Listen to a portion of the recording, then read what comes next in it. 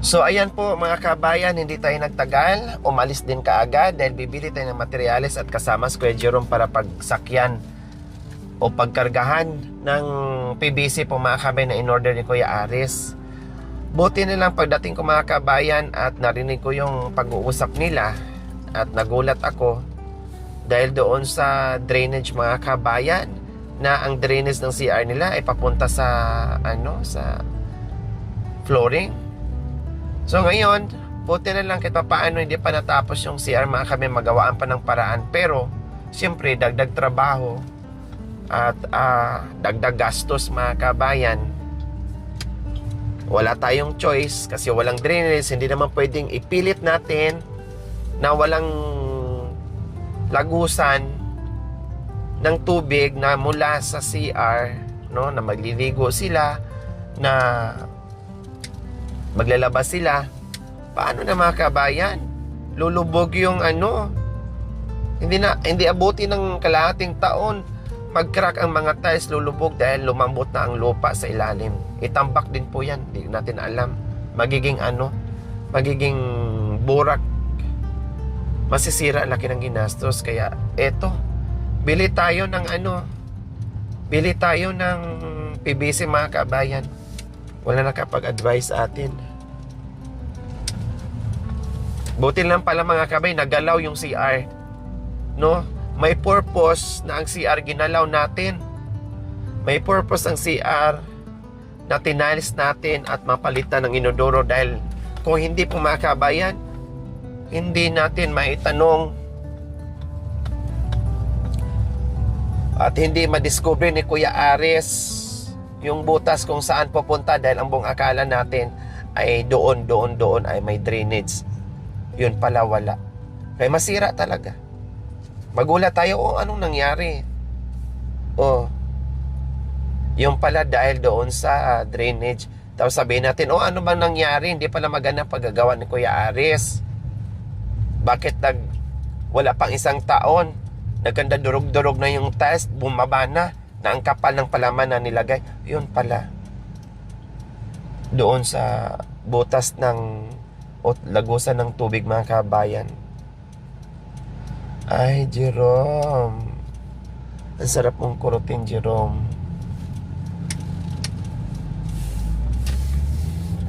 So ayan, nandito na tayo mga kabayan. Bibili tayo ng PVC.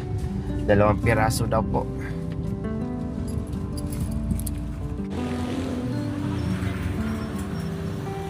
Mauna ka na, bili muna kami ng elbow.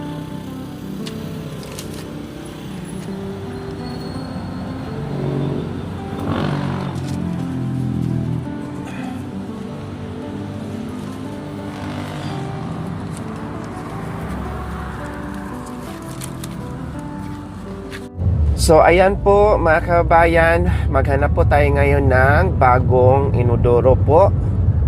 Maliit lang po ang kailangan po natin mga kabayan ha, kasi kung ano yung tinanggal doon, yun din po ang pwede nating ilagay dahil nakasukat na yon.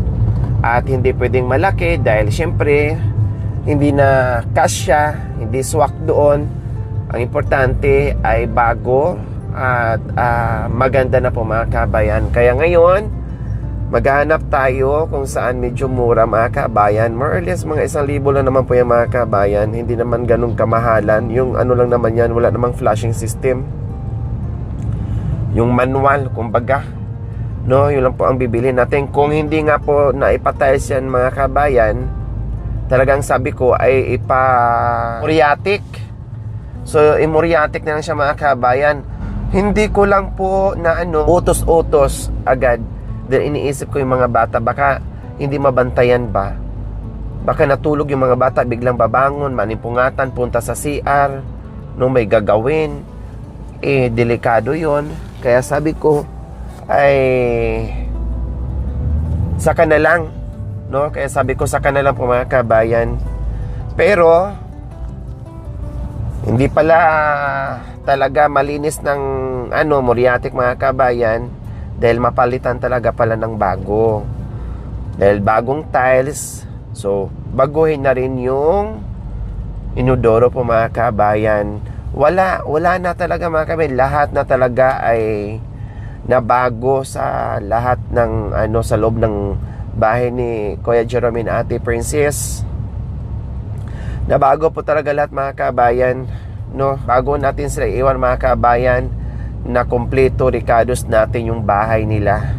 Ganon kabongga ang biyaya na dumating po sa kanila, mga kabayan, na natanggap nila mag-asawa. Grabe talaga, as in. At ngayon, bibili tayo habang naputol yung pagpapagawa natin or pagpapatiles natin sa CR, dahil ginawa ng paraan, dahil nagkaroon ng kunting aberya, kunting problema, pero nasolve naman din kaagad, mga kabayan. Lang nagulat lang talaga ako kanina, no? Nagulat lang talaga ako, pero di bale, ganun talaga, mga kabayan, no? Meron talagang pagkakataon na hindi mo inaasahan na magka-problema ka. Kaya sabi ko, okay, sige, nandiyan na yan, nagawa na natin, hindi pwedeng ipilit, hindi pwedeng i-ignore, kasi masayang ang lahat, yung pera, yung pagod, no? Yung mga tiles, yung mga materyales na hindi natin ayusin, na nakita na natin yung problema, nahayaan natin, ay mabaliwala po, mga kabayan. Sayang ang lahat. Tapos magulat na lang tayo pag balik natin ay sira-sira na, no? Sira-sira na po, mga kabayan. Kaya sabi ko, sige kuya, itigil ang pag-tiles din, gawa tayo ng paraan, no? Gawa natin ng paraan. Kaya ayun, nagawa ng paraan, nag-umpisa na sila. Kaya tayo naman ay bibili na rin ng inodoro, dahil nangalahati na yun. Ilang lang yung, mga kabayan, 1, 2, 3, 4, 5, mga 6 na lang yung na tiles na isalpak, ay tapos na po yung tiles sa sa CR natin. Okay, so ayan, medyo traffic po, mga kabayan. Maaga ay traffic na po, mga kabayan, dito sa harapan ng palengke. Busy ang mga Lunes kasi ngayon, mga kabayan. Busy ang mga people.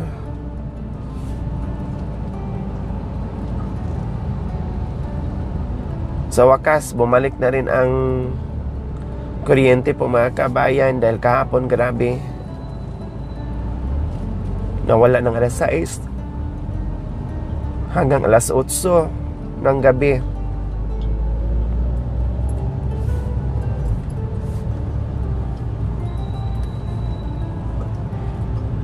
Imbes na tapos na kami, mga kabayan, nag-general cleaning, ay wala. Ay, Diyos ko.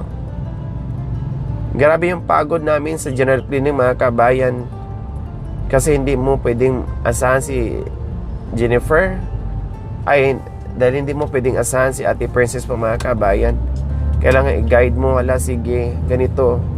Dahil hindi pa ganun kapulido sa linya, mga kabayan. Kaya talagang nandyan ako nangunguna. Nalinis na. Diyos ko, nalinis na ng bongga, mga kabayan. Ngayon, wala. Back to zero kami lahat.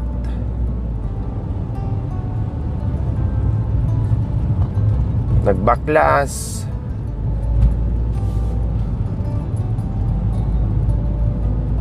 Maglinis. Nagsira. Natapos na. Alikabok. Hinugasan na lahat ang mga gamit. Ngayon, alikabok ulit. Siyempre, magtabas ng napaka-alikabok. Buti kung isang piraso lang yan, sus, ang dami. Para naman binuhosang harina yung bahay ni Ate Princess, mga kababayan. Para namang binuhosan ng ng harina yung bahay ni Ate Princess, mga kabayan. Wala talagang wala talagang pwedeng gawin. Sabi ko nga, kung magawaan ng paraan, ilitaw na lang, no? Pero mas gusto ni Kuya Aris, kasi baka mag-stuck yung tubig dito, no, mas mababa yung nasa CR. mas ano daw, mahirap dahil hindi pantay yung tiles sa CR at saka sa living room.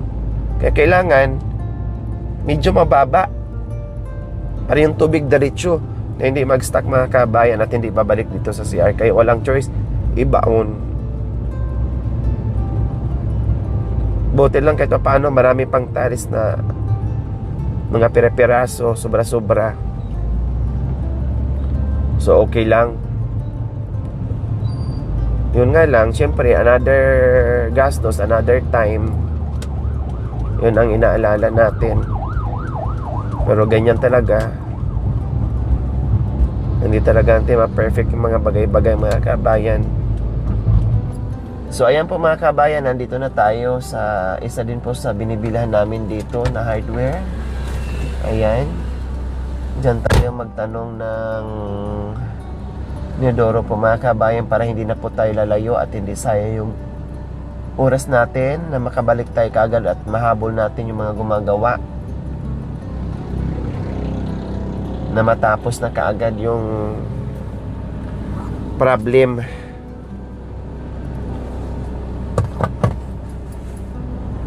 So ayan po mga kababayan, ang binili po namin ay standard. So kung hindi magkasya ng mga kabayan, palitan na lang, ibalik na lang. Tingnan natin. Meron kasing maliit mga kabayan, ang hirap gamitin yan, parang pangbata. Sana magkasya. Naku, mahaba yung yung nguso sa likod. Basta magkasya doon, no problem. Dito, Ha? may takip to siya. Takip? Eh, magkano? Tanong ko lang. Oo.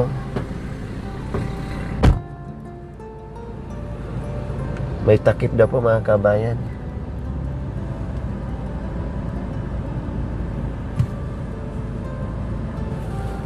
So ayan, may takip na rin po mga kabayan. Binilhan na rin ng takip. So ayan po mga kabayan, bali 1.5 po lahat. Sa bagay, noong nakaraang taon pa yung bumili ng inodoros pinagawa natin. Kulang-kulang 1,000. Ngayon 1.2 na pala mga kabayan. Ang presyo kasi mga kabayan, hindi naman presyo ng 19 kopong-kopong, no? Kumpara natin ngayon na 2026 na. Kaya minsan magugulat ka na akala mo ano lang to 100 pesos lang to pero 1,000 na pala. Makabili ka mga 850, 950 noon, kulang-kulang 1,000. Standard lang ngayon 1.2 na pala. 800, kailang masyadong maliit. O meron daw 800 mga kabayan, masyadong malit, parang pangbata na. So tingnan natin to yung standard kung kasya doon kasi nakadikit na yun Nakita ko nakadikit na yung semento Sagad na yun Siyempre pag sagad at hindi kasya sa butas, hindi swak.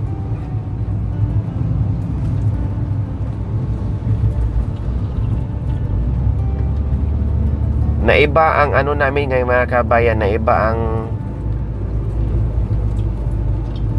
plano namin ngayon dahil doon sa drainage, no, kaya naiba ang plano. May mga pagkakataon talaga ganyan mga kabayan na ito dapat ang gagawin mo, tapos pagdating mo sa site may mga surprise na na dapat mong i-priority. Kaya naiba ang plano namin ngayon mga kabayan. Okay lang, at least nabili na natin. Ayan yung inidoro natin with takip na yan. Sana hindi na mangungutim, manatiling maputi. Dahil ang sarap gamitin mga kabayan na yung malinis yung CR. Malinis yung inidoro. Yun lang naman ang ano natin kay Princess. Wala naman tayong ibang gustong gawin ni Princess kundi alagaan, ingatan at linisin ang mga gamit, lahat ng mga kagamitan para hindi mangutim at hindi mahirap. Mas nakakapagod kapag maraming dumi, hanggat tamarin ka na ay hayaan mo na. Ang hirap ng tanggalin. Nangungutim na, ayaw na matanggal, hayaan na lang. Wala, hayaan na lang kasi tamad na eh.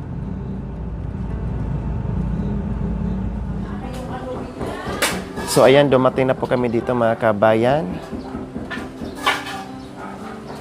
Ibababa na po natin yung ating bagong biling inidoro po mga kabayan.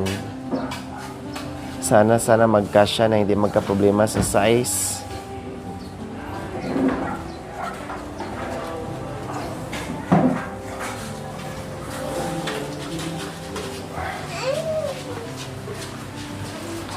Ayan, sige, tapos ipa-check mo ni kuya kung kasya ba. Kung hindi tayo magkaroon ng problema dyan. Kuya, ano nga po kuya, pakitingin nga po kung kasya ba yung inodoro natin.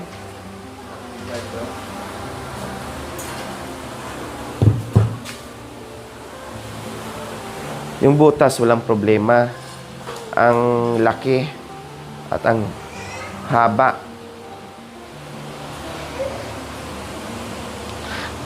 Yan ang ano natin. Kasing laki ba kuya?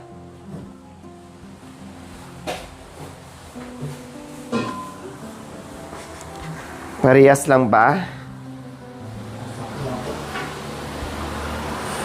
So yan sinusukat. Ha? Sakto lang? Sakto lang talaga. At least lumaki. Okay lang. Lumaki, no? Mas malaki kasi yan. Ayan, Princess, so malaki na yung inodoro mo.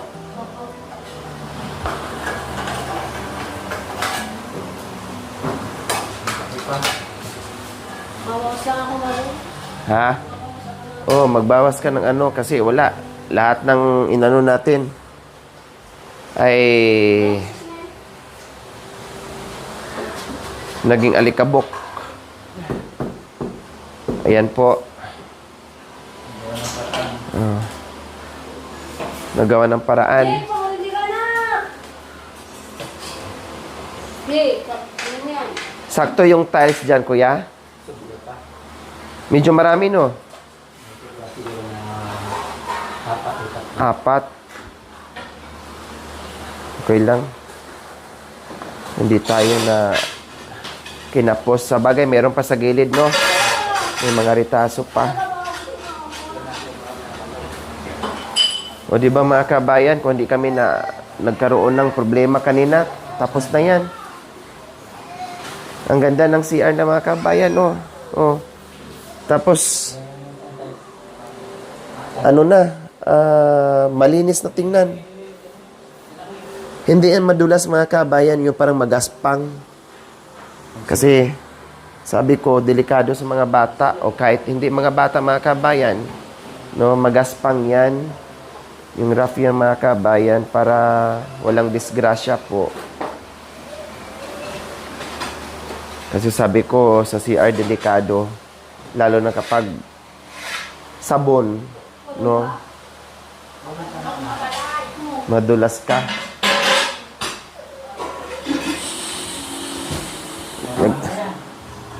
Bili ka ng merienda, Jerome. Bili ka ng merienda. Nagmerienda na kayo? Nagmerienda na? Oh, siya lang. Ay, yung mga bata lang, oh. Ikaw talaga po yun. Oh.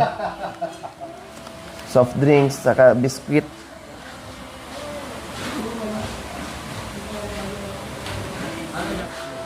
Gumanda ang CR, gumanda ang inidoro at may takip pa.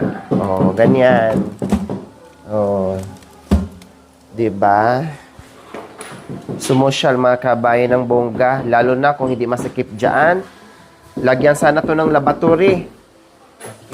Oh, wala na. Di ba kuya, no? Hindi talaga kakayanin. Hindi ka na makakilos. Sayang lang din. Sayang. Mas lalo sanang bongga ang CR niya kung may lavatory, mga kabayan. Mamaya kuya, mag-ano kami. Bayaran na lang. Hinabol namin yung inodoro, baka kako ay gamitin mo na. Bukas pa to ikabit. Bukas pa to ikabit. Hinabol ko pa naman. Kasi sabi ko baka gamitin mo na. Yung pala patigasin pa. So, patigasin pa mga kabayan, tiles. Kaya, bukas na nila ilalagay.